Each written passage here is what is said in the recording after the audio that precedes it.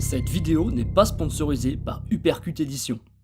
Il y a un an, je vous présentais l'excellente bande dessinée en 2 tomes intitulée Overkiller. Et si vous n'avez toujours pas vu ma vidéo à ce sujet, alors n'hésitez pas à rattraper votre retard. Eh bien, bonne nouvelle, puisque le tome 3 sera bientôt disponible. Mais pour que le projet d'Overkiller se réalise et perdure, ses créateurs ont besoin de votre soutien sur Ulule. Pour rappel, Overkiller est une BD française totalement indépendante, inspirée de comics pour son format et des mangas pour sa narration, en y ajoutant une French touch pour un humour qui ne prend pas de pincettes. Lors des 2 premiers tomes, notre héros, le tueur à gages du nom de Lancelot Dupuis, faisait face à la mafia russe, la mafia black et la mafia gay. Ça peut sembler osé sur le papier, mais le côté satirique est très bien maîtrisé et on sent que les créateurs aiment vraiment leur personnage. Pour ce 3e livre, l'humour sera toujours présent, mais l'histoire promet d'être un peu plus sérieuse, avec la rupture la plus violente jamais mise en BD. On y découvrira aussi une parodie d'une célèbre franchise de capture de monstres, avec peut-être même un jeu vidéo si la campagne atteint ses objectifs. Alors oui, celle-ci a déjà dépassé les 100%, mais c'était le minimum pour les très gros coups d'impression. Le reste servira essentiellement à rémunérer les artistes pour leur travail, et donc de leur permettre de continuer l'aventure avec la mise en production d'un 4e album. Si vous voulez en savoir plus et si vous souhaitez soutenir la création d'une BD française indépendante, n'hésitez pas à vous rendre sur leur Ulule, avec le lien disponible dans la description. Et pour les soutenir encore un peu plus, j'offre des marque-pages Captain Max, au moins aux 20 prochaines personnes qui participeront à cette campagne à partir de la date de publication de cette vidéo. Alors si vous êtes intéressé, ne perdez pas trop de temps, surtout si vous désirez obtenir mes marque-pages, qui sont malheureusement, j'en suis désolé, aux quantités très limitées.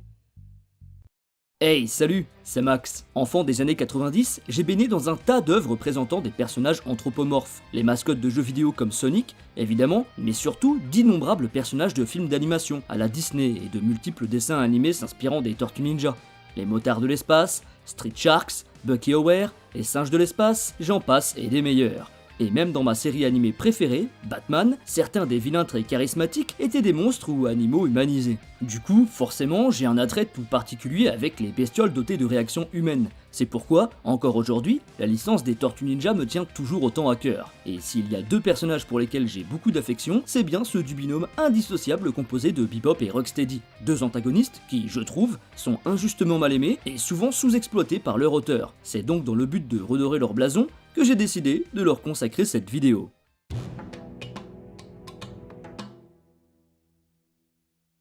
A l'instar de Harley Quinn quelques années plus tard, les personnages de Bebop et Rocksteady n'ont pas été créés dans la série de comics Teenage Mutant Ninja Turtles, mais ont vu le jour dans la série animée TMNT de 1987. Étant donné qu'il y avait un partenariat avec Playmate Toys pour vendre des figurines à l'effigie des personnages, Peter Laird et Kevin Eastman, les papas des tortues, étaient en charge de créer de potentiels nouveaux mutants. Dans le lot, il y avait un taureau, un bulldog, un phacochère et un rhinocéros. C'est après pas mal d'ébauches et de recherches par des artistes spécialisés dans le design de jouets, comme Mark Taylor ou Errol McCarthy, notamment connus pour leurs travaux sur les maîtres de l'univers, que 2 d'entre eux vont être retenus pour rejoindre le casting de la série animée. Ce sera bien évidemment Bebop et Rocksteady. A noter qu'à cette époque, on n'avait encore aucune idée de leurs réelles identités.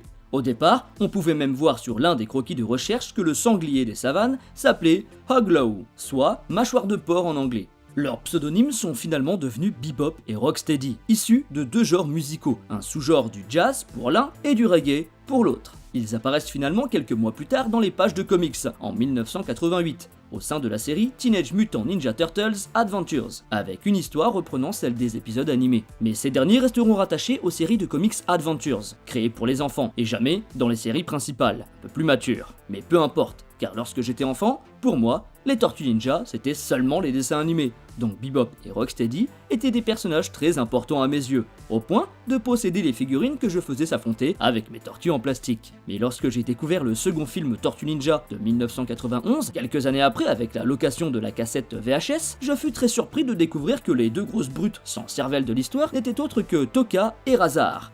A la base, Bebop et Rocksteady faisaient effectivement partie du scénario, mais Kevin Eastman et Peter Laird s'étaient opposés à leur présence, du fait que les droits de ces derniers étaient partagés avec Playmate, ainsi que les artistes ayant travaillé sur les 2 mutants. Mais ce n'est pas grave, car quelques années plus tard, le phacochère et le rhinocéros prendront leur revanche avec la nouvelle série de comics TMNT par IDW de 2011.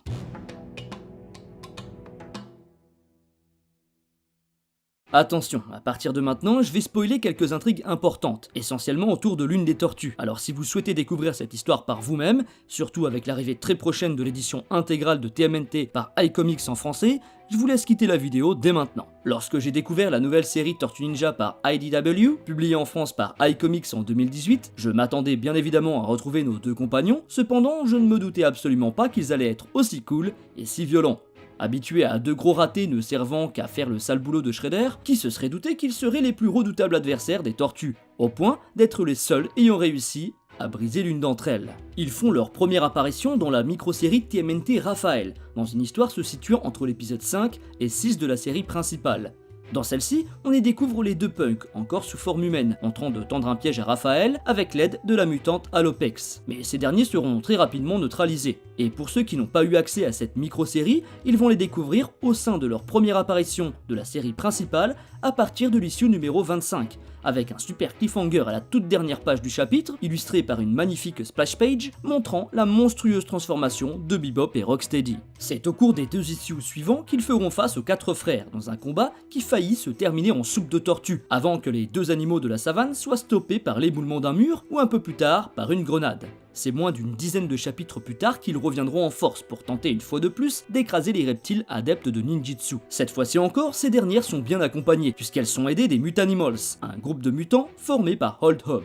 C'est suite à une grosse bataille contre une dizaine d'adversaires que les deux géants sont vaincus, après de très nombreux coups, missiles, balles, électrocutions, et enfin l'effondrement d'un immeuble entier sur leur dos. On remarque déjà avec ces deux apparitions que le binôme est très différent en termes de crédibilité par rapport à leur première version dans la série animée de 87. Alors qu'à l'époque il suffisait d'une seule tortue, voire même d'aucune, pour que ces deux abrutis soient assommés, maintenant ils pourraient à eux deux réduire en miettes le Quator ainsi que leurs amis. Heureusement qu'ils n'ont pas gagné grand chose en termes d'intelligence, sinon ça en ferait sans aucun doute la plus grande menace de nos héros. C'est d'ailleurs quelques chapitres plus tard qu'ils vont le prouver dans l'arc Vengeance. Après avoir réussi à prendre un parti de Donatello, ces derniers vont provoquer la mort, ou presque, de ce dernier.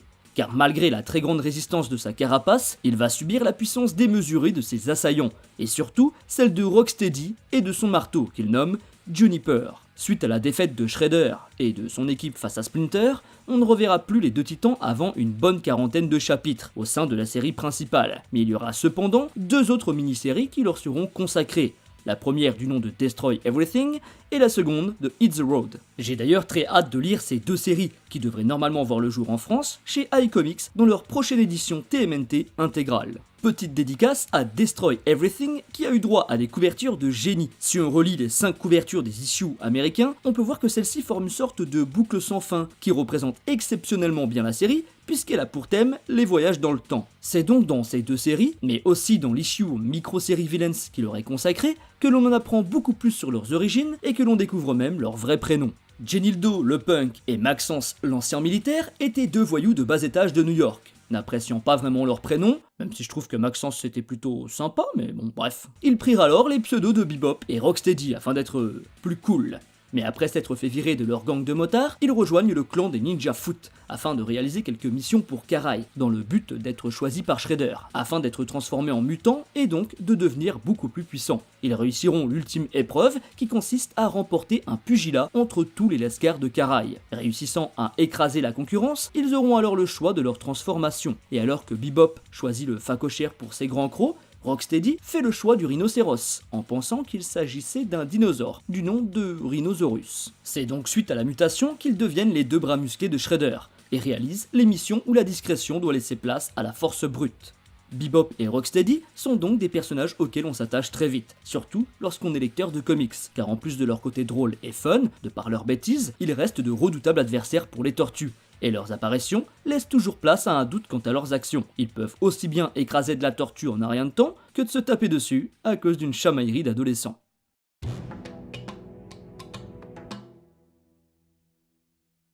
Si vous souhaitez lire les origines de nos deux balourds en français, c'est possible, et sans avoir lu aucun comics TMNT auparavant, grâce au tome TMNT micro-série Villains, publié chez iComics. Ce bouquin regroupe 8 histoires centrées à chaque fois sur un vilain, de Krang à Shredder, en passant par Old Hob, ainsi que Bebop et Rocksteady. Vous retrouverez plusieurs petites histoires aussi intéressantes les unes que les autres, et avec leur propre style visuel et scénaristique. Ainsi, vous trouverez forcément votre bonheur dans cette petite merveille. J'ai déjà très hâte de lire le tome TMNT micro-série Heroes, qui débarque en juin 2023. Et pour ceux qui souhaiteraient commencer l'incroyable série TMNT de 2011 par IDW, qui a déjà 19 tomes de publiés chez iComics, je vous conseille de commencer à économiser un peu d'argent dès aujourd'hui. En effet, iComics va commencer à publier l'intégrale des TMNT à la sauce IDW Collector, d'ici quelques semaines.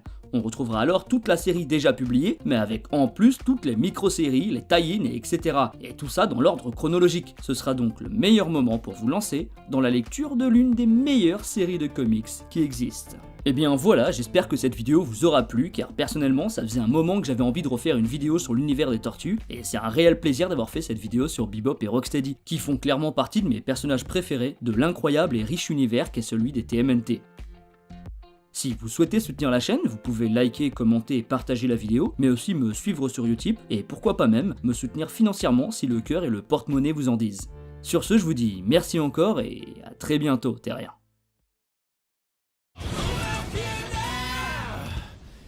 Lisez la BD.